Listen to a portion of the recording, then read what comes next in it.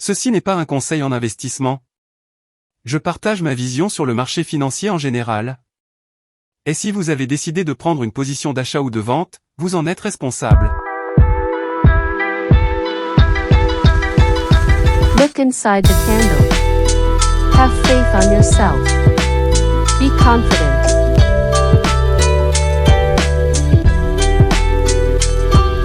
Let's go and earn some money.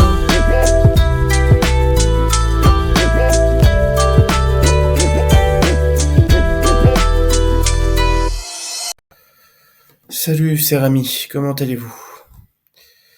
Donc comme chaque début de semaine, les mardis, plutôt les lundis, je fais une vidéo sur le Bitcoin, sur le marché, ce qu'on peut avoir. Voilà. Alors, je suis avec le market profile du Bitcoin en mode futur sur Binance. Euh, donc, donc la semaine dernière, on a été bloqué ici en fait. On n'a pas ce prix-là. 27 652, c'était après le prix de jeu, le VAL, donc de weekly de la semaine, le POC plutôt de la semaine dernière. Il y avait un petit rejet, mais bon, donc c'est possible, hein, donc c'est ça le trading. Donc voilà, on met des hypothèses et après on va s'adapter avec. Voilà. Alors aujourd'hui, qu'est-ce qu'on a? Donc il n'y a rien d'exceptionnel, hein, donc le marché ne fait rien. Donc notre initial balance, il est supérieur à celui-là. Donc on ouvre, en fait ici, en fait, on ouvre juste en bas. Quand on a ouvert, on a fait on a pris cette liquidité là. Donc voilà, donc on a pris cette liquidité et après le prix n'a pas fait beaucoup de choses, donc pas, pas une forte cassure, tout ça. Donc en market profile, c'est qu'en fait, si on regarde les 27 343 exactement, donc c'est-à-dire pour cette semaine, on regarde les 27 343 et après ça paye la zone. Quand si ça va payer la zone, on va monter, chercher en fait les 28 500, pourquoi pas les 29 500. Donc c'est ça l'idée cette semaine. Donc cassure 27 343, un petit prise de liquidité ici, un petit pullback. C'est ça l'idée cette semaine. Hop, on monte. Ça. Et si en fait on casse 27 344, un petit rebond ici, puis c'est un petit rejet. Après on recharge sur la zone et après le prix il monte. Donc c'est ça l'idée. On peut chercher un peu plus bas aussi. Ça sera une opportunité, enfin, je dirais magnifique, parce que ça sera un rebond sur le VA, sur un POC weekly ou bien le VAH weekly, ce que je vais vous montrer. Donc, qu'est-ce qu'on a en weekly? Sur mon weekly plus clair. Donc, plus clair, on a un VAH, cette bougie-là qui n'a pas été testée, 25 260, 25 060, et les deux POC vierges. Donc ça, si le prix, vous voyez le prix ici, là, c'est une occasion d'acheter, une très belle occasion d'acheter. Donc, ce que je vais faire. Par contre, est-ce qu'il va faire un mouvement, c'est-à-dire on va se faire cette semaine. Donc cette semaine, est-ce qu'on va tester cette semaine ou pas tout de suite?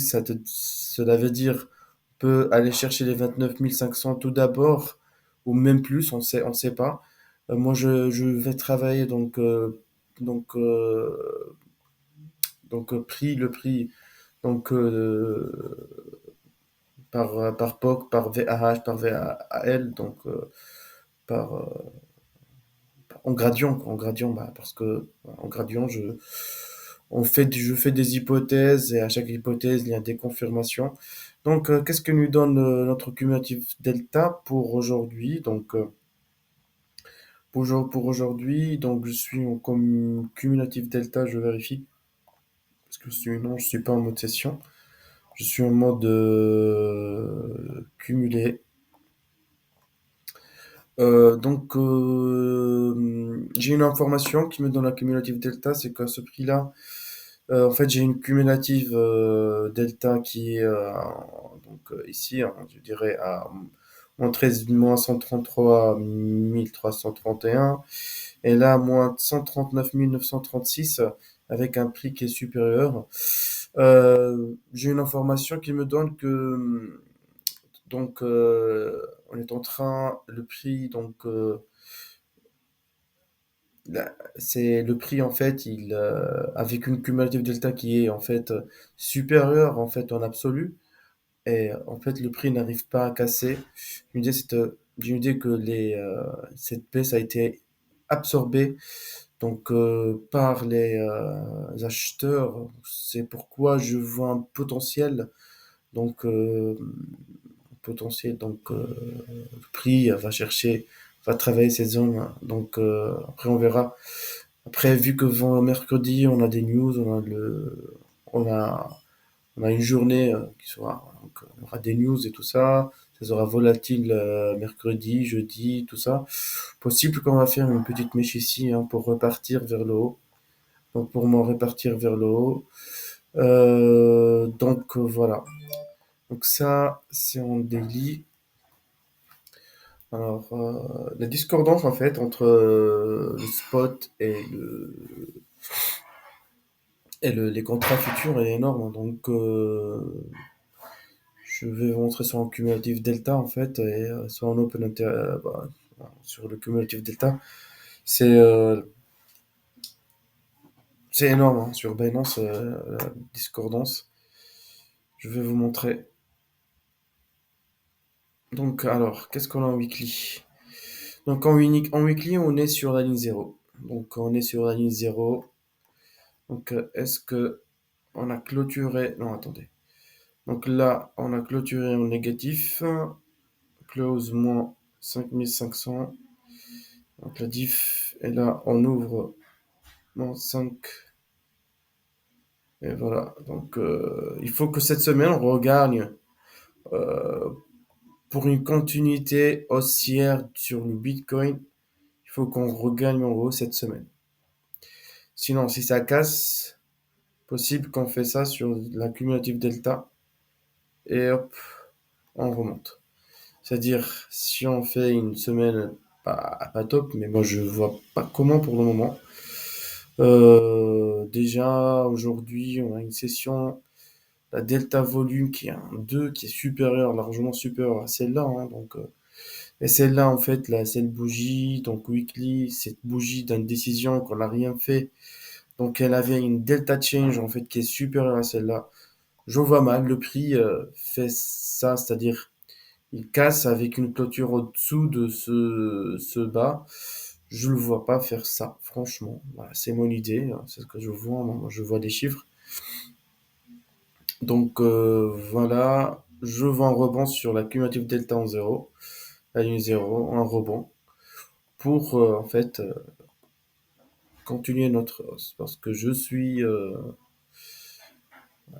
pour moi c'est une on est haussier. On n'est pas baissier pour le moment. Surtout on a un gap à 29 000. Donc, 29 000, un gap, CME gap à combien? Entre 29 000, ouais, c'est là, à peu près 29 300, 29 400, il y a un gap. Donc, fort probabilité qu'on va le chercher cette semaine, je l'espère. Donc ça, c'est sur le Bitcoin. Bah, voilà, moi je suis en long, je me suis déjà positionné, j'ai pas coupé, 26 500. En petit, en ordre limite, ça, c'était un ordre limite institutionnel, hein. Bah, si ça descend, je recharge. Donc voilà, je gère mon management. Voilà sur le Bitcoin. Bon, je passe sur le Total 3. Sur le Total 3, Je suis toujours haussier, hein, je suis désolé pour ceux qui je ne partage pas leur avis, hein, je suis libre, hein. Donc là, pour tout le monde, donc pour là, on a cassé ça, tout le monde il va attendre ici, moi je vois. Moi je fais le contraire des gens qui font, hein. Donc on a cassé ce support, donc voilà, on va tenter un short, c'est-à-dire une autre baisse. Donc voilà pour les supports.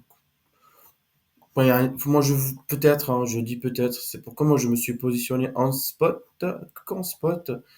Je cherche aucune position de short sur les altcoins, pas du tout. Je cherche jamais pour le moment.